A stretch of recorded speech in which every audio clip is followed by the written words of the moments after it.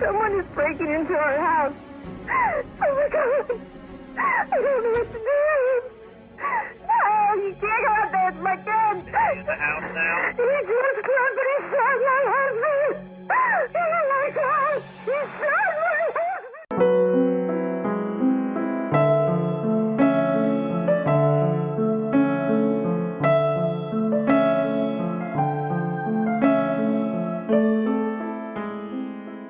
Welcome back to Operation Evil. I'm your host, Nyoka, and here today with me as a guest co-host is Diana. Thank you for coming back on. Thanks, Nyoka. Thanks for asking me. I really love having you on. So anytime you want to do a case, you let me know. I really enjoy it. It's so much fun. It really is. It really is. I love the conversations that we have. It's super good. And this episode was actually your idea. You give the best ideas, especially with local stuff, because there's so many cases out there that I'm not familiar with the ones that you mentioned. So it's perfect. We're a good team. We are a good team. Teamwork. Sister. And this one was super interesting. I'll just jump right in and interrupt me anytime. This is a local Kentucky case that happened in May of 2005 in Campbell County. And the case is about a couple, Robert Bobby Bosley and wife Amy Bosley. First, let's talk about them and how they came to be as a couple. Amy was raised in Alexandria, Kentucky, and she was the only child. According to her Snapped episode, her mother was a working mom, and her father was loving but an alcoholic. She also didn't come from money, but she had ambition. In high school, she made really good grades, graduated in 1996, and then went off to Northern Kentucky University for college to study business management. During college, she worked as a waitress to pay the bills, and that's how she met Bobby. And he was just a regular customer where she worked. And Bob was a hard worker, and he also partied hard. And he had a boat that he would take to Lake Cumberland and party on when he wasn't working. When he started dating Amy, she would join him on the boat and party right along with him. 4 years after dating, Bob and Amy got married in 1990. They would go on to have 2 kids. Amy was an excellent mother, and she used her skill set and handled the books for Bob's business. She was the office manager. Bob's business was called Bosley Roofing and Chimney Sweeps. Now, here we are. Amy was the American dream wife, attractive, kind, funny, a devoted mother, a valued business partner to her husband, and a charity worker. However, Bob continued to work hard and play hard, and it seemed like Amy was starting to grow resentment because of it, because she was not able to party hard like him. She was always taking care of the kids and taking care of the house. And everything changed only 2 days after their 15th wedding anniversary. And did you watch the Snapped episode, by the way? I did, yes. That was wild. Very, very sad. Yeah. So the murder scene. On May 17th, 2005, Bob was shot around 5 a.m. after an intruder smashed through a window in the back door of his log cabin home, entered the bedroom, and fired repeatedly. She told police that someone came into their home, located on a 35-acre farm in Pendleton County, and shot her husband 6 times in their bedroom. She told police that she only saw a white man fleeing. His wife, Amy, was unharmed, and she called 911, which I played a little bit of that call in the beginning, but was unable to give a detailed description of the gunman. Just the story from the start just seems bizarre. No wonder the police started like questioning things, because breaking a window, coming in, shooting him, not bothering her, the kids, or appear to have taken anything. It was just weird from the beginning, wasn't it? I think so too. And the fact that he was shot 6 times is pretty almost like passionate, you know what I mean? Like usually, I Like mean, I'm no overkill. expert. Yeah, like Yeah. overkill. Yeah. Exactly. Which why would a random person, I mean, maybe they do. I don't know. I'm not an expert, but to me it does seem like overkill. And if they were random, it seems like they wouldn't want witnesses either. And they would have taken her out too. You know what I mean? It just Exactly. didn't add up. I don't think, and I'm not a police officer, but But hey, we're natural detectives as women, so we would be really good at that job. true story. Now, their 2 children, a 6-year-old son and a 9-year-old daughter, were asleep on the second floor loft, but were not hurt. When police arrived at the scene, they found Bob laying in a pool of his own blood, lips blue, no movement. He was deceased. County Police Chief Keith Hill said, quote, "We do not have much to go on right now. We are hoping something we find in the house will point us in the right direction," end quote. According to Lieutenant William Armstrong, the kitchen and bathroom had been ransacked, but it appeared that nothing was stolen. Isn't that weird? That's weird. When I think in Snapped, it showed pictures of medication bottles, money. I mean, you would Mm-hmm. ransack it, and those seems like to be the things you would take. I don't know. I'm not a criminal, but it seems like you would grab the money at it. Yeah, why else would you break into this home and kill somebody and not take anything? Like at least that kind of thing? I don't know. Right. Very red flags for sure. Now, to detectives, the ransacking was way too perfect. Money laying on the floor, like you said, pills laying on the floor, no trails outside from anyone fleeing. Something was wrong. Crime scene techs and officers from the Kenton County Police Department were on scene to assist and collect evidence from the bedroom where the shooting took place. Now, keep in mind, if I remember correctly, and maybe you know, this house that all this happened in was actually like one of their rental properties, and they were like getting a house built or home improvement stuff, and they were just temporarily staying in this log cabin house type thing on a wooded acred lot. So True. it was pretty private, it seems like.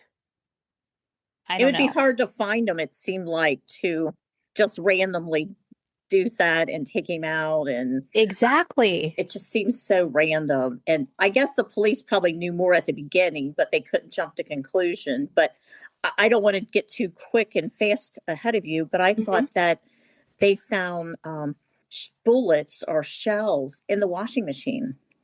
Yes. I Who think that would was on do the Snapped laundry? episode. Who would do Maybe. laundry when your husband just got killed and you've got two small children? And I Right. mean, that was weird too. It all is very clumsy, very messy, very, I don't know. But criminals aren't smart, though, in most That's cases. true. That's why they get caught, right? Right. Now I'll go into the investigation a little bit. The Campbell County Police ordered a manhunt after the shooting was reported and combed the heavily wooded area around the home. Officers from Highland Heights, Alexandria, and Campbell County searched the area on foot and with canines, and they had no description to go on because the wife was too shaken to be interviewed. Additionally, 3 nearby schools were locked down during the search. The police chief said that he would interview the wife and bring in experts to interview the children in an effort to establish a chain of events and identify the killer. He said, quote, "The crime scene was a mess from a broken back door window, and there was evidence that some things had been gone through in the house," end quote. Now, the detective said, quote, "It was a very bloody scene. You could see bullet holes everywhere," end quote. The police chief said that officers went to the Bosley's office to look for clues. His business was about 8 miles from his residence, and employees there declined to speak to a reporter. After police arrived at the scene, Amy left the house and went to her sister's home in Alexandria. When her sister Tammy Schultz discovered the gun, she turned it over to her attorney, who gave it to the detective in the Commonwealth's attorney's office. And when Amy was at the police station getting interviewed, she described that Bobby was screaming and there was a guy there shooting. Meanwhile, in the home, as you said, 4 shell casings were discovered wrapped up in a towel that was in the washing machine. It just seems like a bad place to put it. It really does. That would be like a giveaway. You decide to do laundry or put laundry in the washer when all of this has happened. And I can't fathom. In most of these cases, and this is no different, there's small children involved. It makes your heart hurt. They lost their father, but how much did they see? Did they hear? You know what I mean? It's just leading up to, you'll finish getting into the story of, his wife and stuff, but it makes you wonder how much the kids really did see or hear. Yeah, and they're at the age where they comprehend what's happening. They know Children their are smart. surroundings. Yes, people don't give their kids credit. They know. They know. Now, here's an interesting kind of perspective. Well, not really perspective, but a little twist in the case, and it involves the IRS and back taxes. According to the Kentucky Department of Revenue's website, Bosley owed a lot of money and back taxes on property where his business was based. And here's what we know about that. So Amy, who was running the office and keeping up with the books, was doing some shady things. Apparently, she had instructions for the post office that the mail was to be held and no one could pick it up except for her. And she had Bob's calls forwarded directly to her phone. Bob knew something was wrong with his marriage and her and as an office manager, and he planned to separate from Amy in both personal and business matters. Yes, he was going to confront her and ask for a divorce. But what was interesting about her Snapped episode was that they went into more detail about the IRS and back taxes compared to what I can find in newspaper articles and things. And according to that episode, when Amy would take the information about the jobs he was working, she would take it to the accountants and then to Bob for his signature, and then she would just never file anything. The episode said that they owed $1.7 million in back taxes for the business, and the IRS agents were starting to show up at the house. And during this time, he had no idea that any of this was happening. Because remember, she intervened with the post office and his calls. He had no idea. Crazy. And I mean, just the phantom owing that much. And from what I saw too, and you can correct me if I'm wrong, that the IRS tried to work out plans and meet with her and she canceled, and it went on and on and on. And the day that he died was, I think, the day that she couldn't hold him off anymore. The IRS people were coming. And it's so sad. I mean, a couple years before this all happened, I had him out at my house giving me an estimate on my roof. And he was a very nice and, professional man. I didn't end up going with them, but he was very nice and had a great reputation of doing great top of the line work on roofs. That's amazing that you had that experience. You met him. He did, from like what I saw when I was doing my research on him, is that he was a super nice guy. He was very professional. He did work really hard. He did everything he was supposed to do.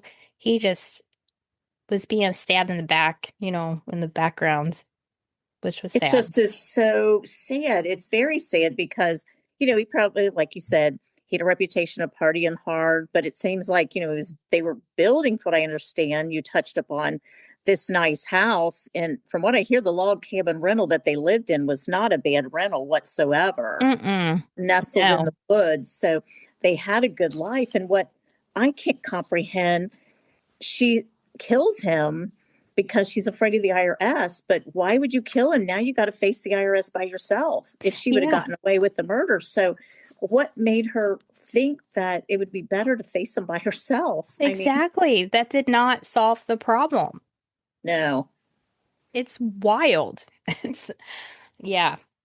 I definitely recommend you guys watching the episode. I will have in the show notes what season and what episode it was, and it's definitely worth a watch. So on May 16th, just one day before his death, as you said, the IRS was calling, right?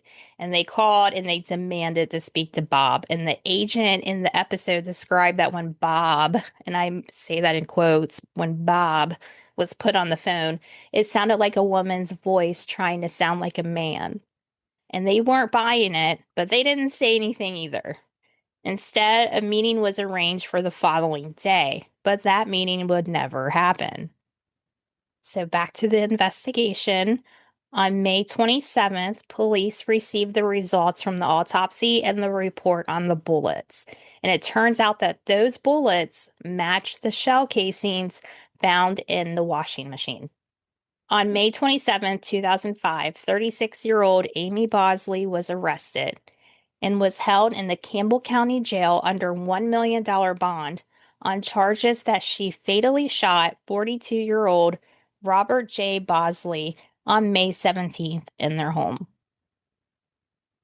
In court, Amy entered a not guilty plea, and she appeared in court from her jail cell. Wow, that sounded really country. Jail cell. And provided only her name, address, and age.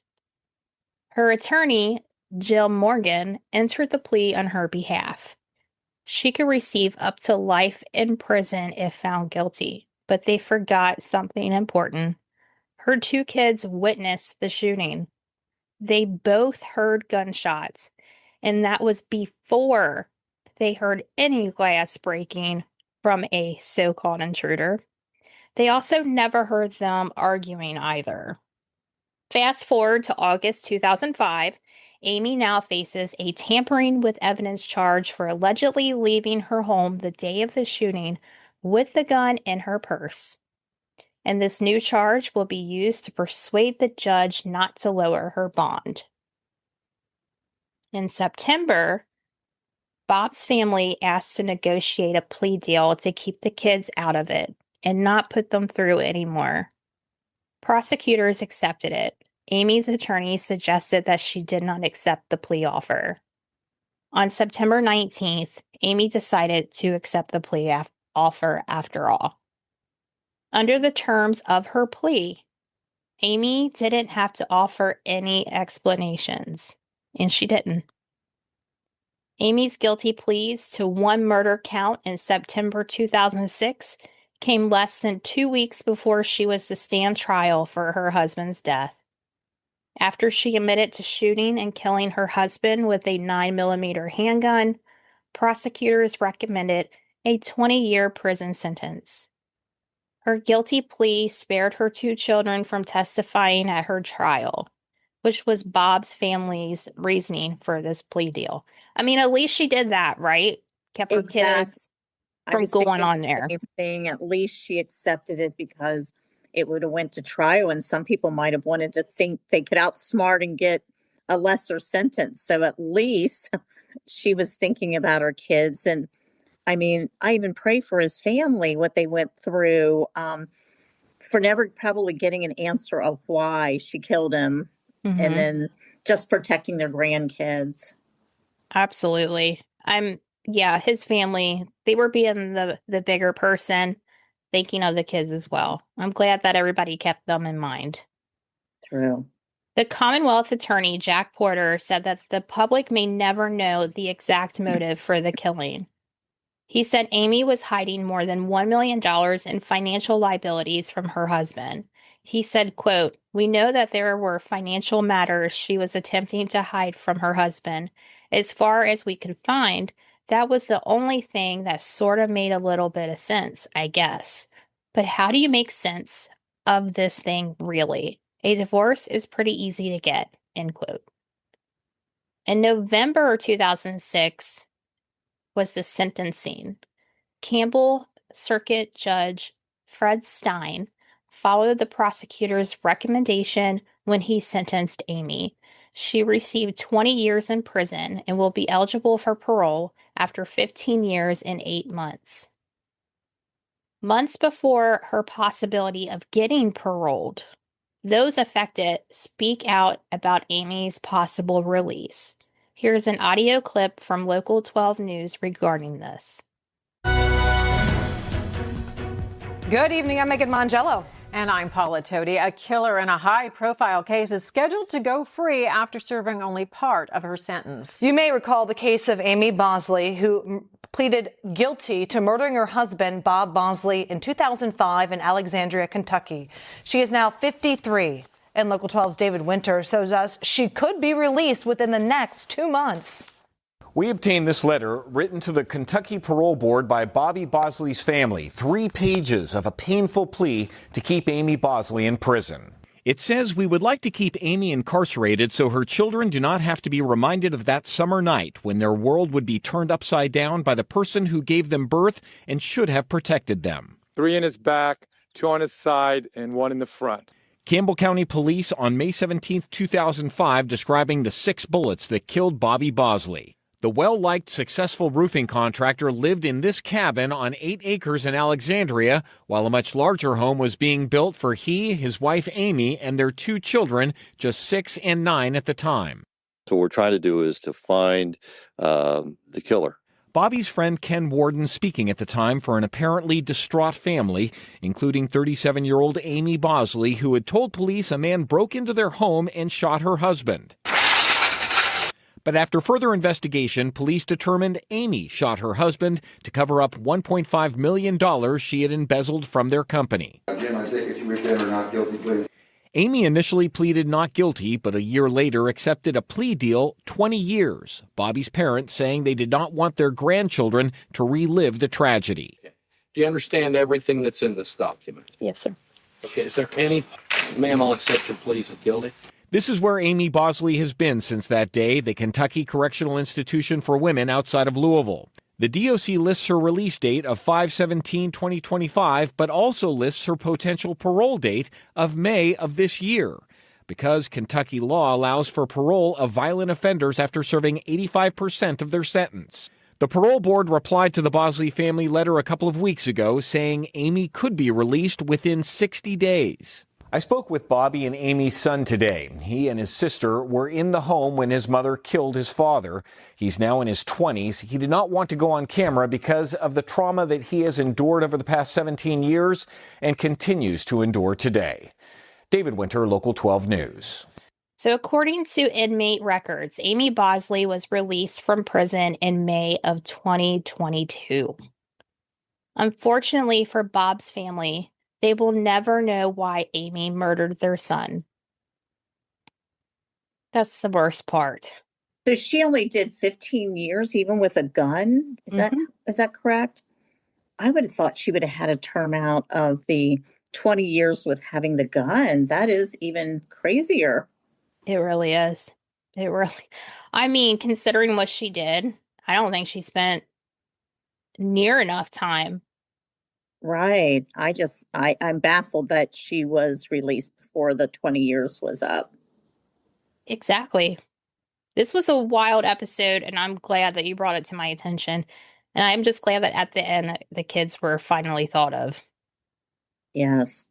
I know fast forward, it makes me wonder if they have a relationship with their mom. Hopefully they're doing well because they were protected by their grandparents the best they could. But oh my gosh, they're adults now, if you think about it. I know. In these cases, they happen all the time. People do not think of their children, and they're basically left without either parent. Think about it. No. Well, I guess that will do it for this episode. Thank you so much for coming on again, and I would love to have you on in a future episode very soon. Anytime I can help you out, my friend. I appreciate you so much. Thank you. If you can't get enough Operation Evil, consider supporting the podcast by joining our Patreon or Operation Evil Plus on Buzzsprout. When you join, not only will you have access to exclusive bonus episodes, but you will also get a shout out on a future episode. We currently have over 40 exclusive bonus episodes ready for you to binge on. The links to join can always be found in the show notes. If you can't join our Patreon or Operation Evil Plus on Buzzsprout, consider buying us a coffee, or you can support us for free by rating our show, telling a friend about the show, or like and share our Facebook page. We appreciate each and every one of you. We'll be back next time with a new episode. Thanks for listening.